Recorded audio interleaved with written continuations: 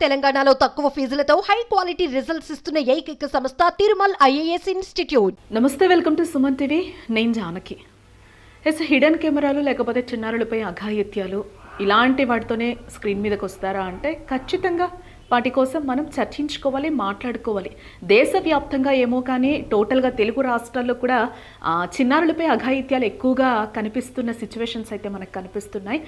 Exactly మనం ఏదైతే educated Kerala అని అనుకుంటున్నామో, ఎడ్యుకేటెడ్ స్టేట్ అని మనం అనుకుంటున్నామో, అక్కడే మనకి 1000 మంది పిల్లలపై అంటే టోటల్గా కుటుంబ సభ్యులే వీళ్ళ మీద ఎక్కువగా అఘాయిత్యాలు చేసినట్టుగా తెలుస్తుంది. ఎవరో కాదు, వావి వరుసలు తెలియకుండా ఇంట్లో తండ్రి కావచ్చు, అన్న కావచ్చు, తమ్ముడు కావచ్చు, బావ కావచ్చు, మామ కావచ్చు, వావి వరుసలు తెలియకుండా చిన్నారుల మీద అఘాయిత్యాలు చేస్తున్న పరిస్థితి మనకి కనిపిస్తుంది.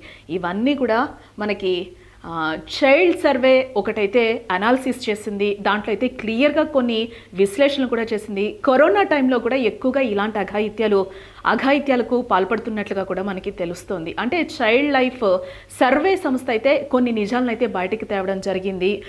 చాలా వరకు కూడా మనకి ఏజ్తో సంబంధం లేకుండా, అంటే వయసుతో ఎక్కడ కూడా సంబంధం లేకుండా చిన్నపిల్లనా, పెద్దోళ్ళ, లేకపోతే ముసలోడా, ముతకోడా అనేది అయితే తేడా అయితే మనకి ఎక్కడా కనిపించడం లేదు. ఎక్కడ చిన్నారుల నుంచి మన ఉద్యోగం చేసే విమెన్స్ వరకు కూడా ఇలాంటి లైంగిక దాడులు ఎదుర్కొంటూనే ఉన్నారు. ఈ మధ్య కాలంలో కూడా మనం తరచుగా చూస్తున్నాం.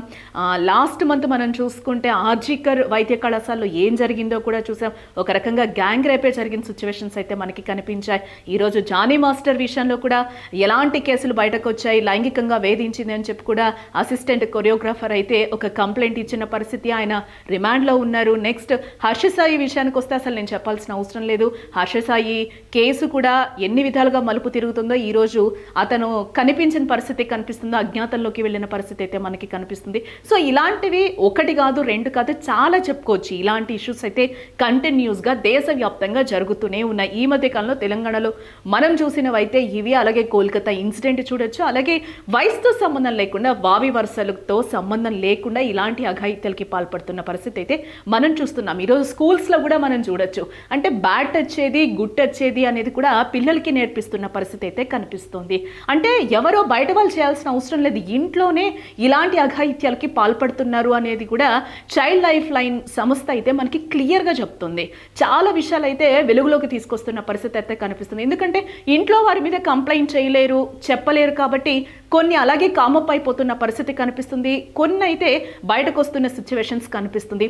పోక్సో లాంటి చట్టాలు ఎన్నున్నా కూడా ఇలాంటివి విచ్చలవిడిగా లైంగిక దాడులు చిన్నారుల నుంచి విమెన్స్ వరకు జరుగుతున్న పరిస్థితి అయితే మనకి కనిపిస్తుంది.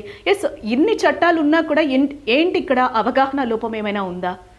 అంటే అవి అవగాహన లేక ఇలాంటివా, లేకపోతే చేసిన తర్వాత కూడా చాలా వరకు విక్టిమ్స్కి ఎంతవరకు కూడా ఇక్కడ మనకి బాధితులకి న్యాయం జరుగుతుంది అనేది కూడా ఇక్కడ ఆలోచించాలి. చాలా వరకు చట్టాలు ఉన్నా, చాలా వరకు సెక్షన్స్ ఉన్నా కూడా కోర్టులు ఏం చేస్తున్నాయి, ఎంతవరకు శిక్ష అమలవుతున్నాయి, రిపీటెడ్గా ఎందుకు జరుగుతున్నాయి?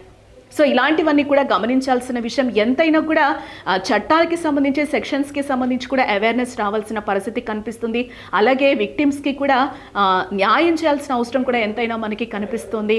సో పిల్లల్ని కూడా కాపాడుకోవాల్సిన అవసరం ఇక్కడ ఎంతైనా ఉంది. ఇవన్నీ కూడా మనకి చాలా వరకు కనిపిస్తున్నాయి. దేశవ్యాప్తంగా ఎక్కువైపోయాయి. రాష్ట్రాల్లో కూడా మనం ఎక్కడైతే ఎడ్యుకేటెడ్ రాష్ట్రం కేరళ అనుకుంటున్నామో, టోటల్గా దాంట్లో 1000 మంది ఉంటే 1000 మందిలో నుంచి 462 మంది పిల్లలకి ఇంట్లో నుంచే ఈ సమస్యలన్నీ ఎదురైనట్టుగా, లైంగిక దాడులు ఎదురైనట్టుగా కూడా తెలుస్తుంది. ఇవన్నీ కూడా బయటికి చెప్పుకోలేని సిచ్యువేషన్స్ కూడా కనిపిస్తున్నాయి. ఎన్ని చట్టాలు ఉన్నా కూడా, సెక్షన్స్ ఉన్నా కూడా, పోక్సో లాంటి చట్టాలు ఉన్నా కూడా మనుషులు మారని పరిస్థితి అయితే కనిపిస్తుంది. ఇంకా చట్టాలు తీసుకొని రావాలా, లేకపోతే ఎలాంటి శిక్షలు పడాలి అనేది కూడా మీరు కామెంట్ రూపంలో తెలియచేయండి.